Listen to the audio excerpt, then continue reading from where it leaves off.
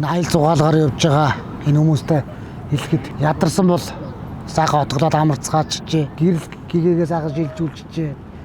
Тэгээд дандаа хайртай дотныхоо хүмүүстэй явж гин. Жолоо өрөөд удаа явсан бол ер нь нэг багтаа 4 цаг 5 цаг яваад сайхан биенийг альжаалаг дайлаад бууд суугаад сайхан отголоод ингээ явбал ер нь дажгүй штэ гэдгийг хэлмээр байна да.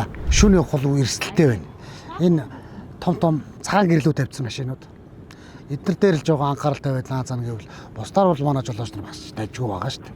Тэд нар нөгөө хол дээрээ тавьсан мэддэггүй, ойр дээрээ тавьсан мэддэггүй. Амьдаа шилжүүлээд идэг мэддэгдэггүй. Өөрснөө шилжүүлж байгаа дотроосоо.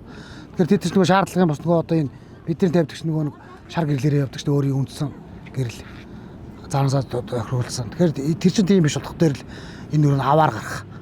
Эрсдэл гарахаас тэр нөлөөлөд байна л да. Өдрөөсөө манс гээл зүгээр ингээ цахилгаан цагж байгаа юм шиг болоод тэр чинь үзэгдэх орч юус харагдгаа байж цагаараа л туяараа л.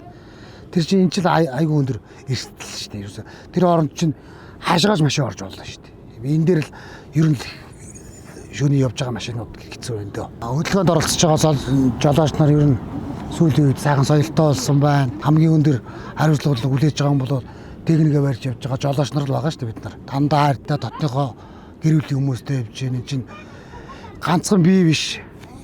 Эсрэг урсгалаас ирж байгаа жолооч харьцаж байгаа энэ хөдөлгөөн. Энэ чинь тэр чигтээ нөгөө нэг зам нэг соёл.